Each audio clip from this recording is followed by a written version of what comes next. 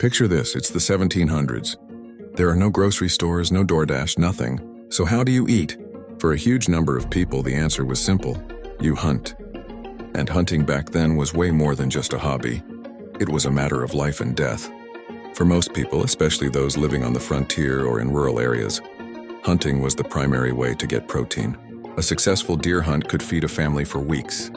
It wasn't about the thrill, it was about survival. Every part of the animal was used. The meat for food, the hide for clothing, blankets, or even to trade, and the bones and antlers for tools. Nothing went to waste because you simply couldn't afford to waste it.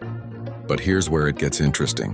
While the common farmer was hunting for his next meal, the wealthy elite, the landed gentry, were doing it for a completely different reason, for sport and to show off their status. For them, hunting was an elaborate social affair. Think of guys in fancy coats on horseback, with a pack of hounds chasing a fox across their vast estates. This was called a tally-ho hunt. It wasn't about food. It was about the thrill of the chase, the prestige, and the big party afterward. Owning the land to hunt on, and the expensive horses and dogs to do it with was the ultimate flex of the 18th century. So what were they hunting? Well, it depended on who you were and where you lived. For the common person, it was all about practicality. Deer, turkey, rabbits, squirrels, and waterfowl were all on the menu. In North America, bigger game like bison and bear were also crucial sources of food and resources.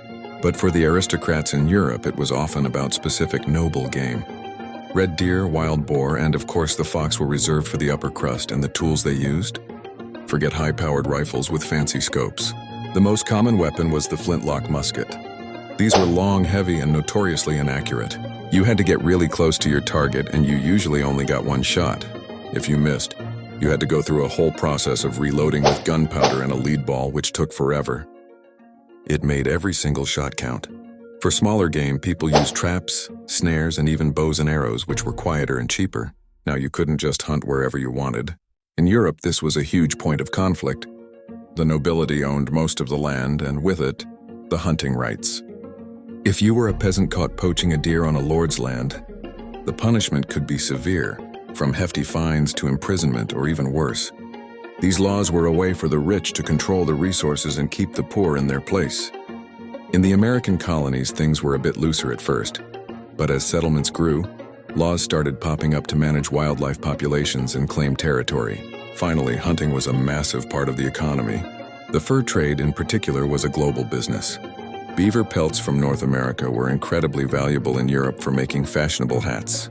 This demand drove exploration and, unfortunately, a lot of conflict.